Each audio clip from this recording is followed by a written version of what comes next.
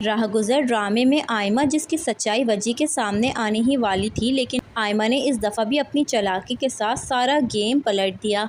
आयमा, जो कि बड़ी ही चालाकी से बेहोश हो जाती है और डॉक्टर को अपनी रिंग देकर ख़रीद लेती है। यहाँ पर डॉक्टर सब वजी से यही बात कहते हैं कि इन पे तो तशद्दुद हुआ है, आपने इनके साथ क्या किया है। आयमा, जो कि डॉक्टर से यही बुलवाती है कि इन पे तशद्दुद हुआ है और उनके जिस्म में तशद्दुद के निशानात हैं। यहाँ पर कहानी एक नया रुख ले लेगी, क्योंकि वजी को अब ये लगने लगा है कि आयमा के साथ ज़रूर उसका भाई या उसकी बहन कुछ ना कुछ गलत करते आए हैं। आयमा बड़ी ही चालाकी के साथ अब वक़्कार के ऊपर सारा इल्ज़ाम डालने वाली है कि वक़्कार उसके साथ बहुत गलत सलूक करता था और यहाँ पर वक़्कार ने उसके साथ काफ़ी ज़्यादा बुरा सलूक करके उसको तशद्दुद का निशाना भी बनाया है।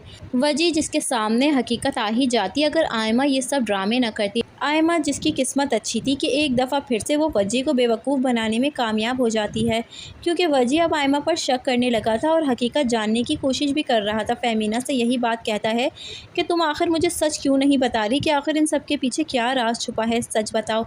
लेकिन अब अगर फ़ेमिना और वक़्कार उसे सच बता भी देंगे तो कोई फ़र्क नहीं पड़ेगा, क्योंकि यहाँ पर आयमा ने एक नया ब्लंडर कर दिया है। आयमा के जिस्म पे तशद्दुद के निशान से यही वाज़ेह होगा कि ज़रूर उसके साथ वक़्कार बहुत बुरा सलूक करता आया है और इस दफ़ा वजी जो क्या वक़्कार के ख़िलाफ़ खड़ा होने वाला है और वक़्कार से यही बात कहेगा कि तुम मेरे भाई हो, मुझे तो इस बात पे भी शर्म आती है। वजी, जो कि आयमा पर शक करने लगा था और उसकी हकीकत जानना चाहता था, लेकिन उसको ये बात सुनकर काफ़ी ज़्यादा दुख पहुँचेगा और वो आयमा से हमदर्दी करने लगेगा और इस दफ़ा वो सारी बातों को भुलाकर आयमा से मोहब्बत भी कर बैठेगा और आयमा से शादी करने का भी फ़ैसला कर लेगा।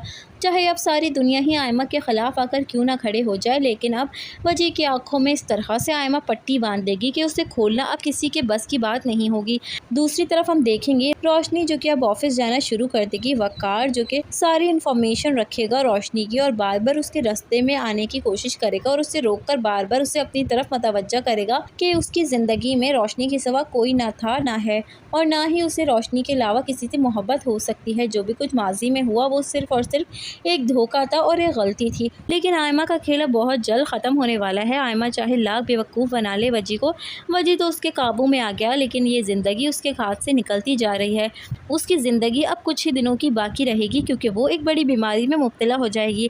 आयमा, जो कि वजी को बेवकूफ़ बनाकर उसे अपनाने में तो कामयाब हो जाएगी, लेकिन वो अपनी ज़िंदगी से नहीं जीत पाएगी। उसका इस तरह से हॉस्पिटल वाला झूठ अब सच होते हुए भी दिखाया जाएगा। इस तरह से वो वजी को भी सारी हकीकत बताने वाली है और जाकर रोशनी के पैर पकड़कर उससे माफ़ी भी मांगेगी। रोशनी और वक़्कार उसे माफ़ तो कर देंगे, लेकिन उसकी बहन रोशनी अब आयमा को अपनी बहन नहीं तस्लीम करेगी। वो चाहे जिए या मरे, अब रोशनी को कोई फ़र्क नहीं पड़ेगा। इस तरह से आयमा की ज़िंदगी के कुछ लम्हात भी गुजर जाएंगे और आयमा को मरता हुआ दिखा दिया जाएगा।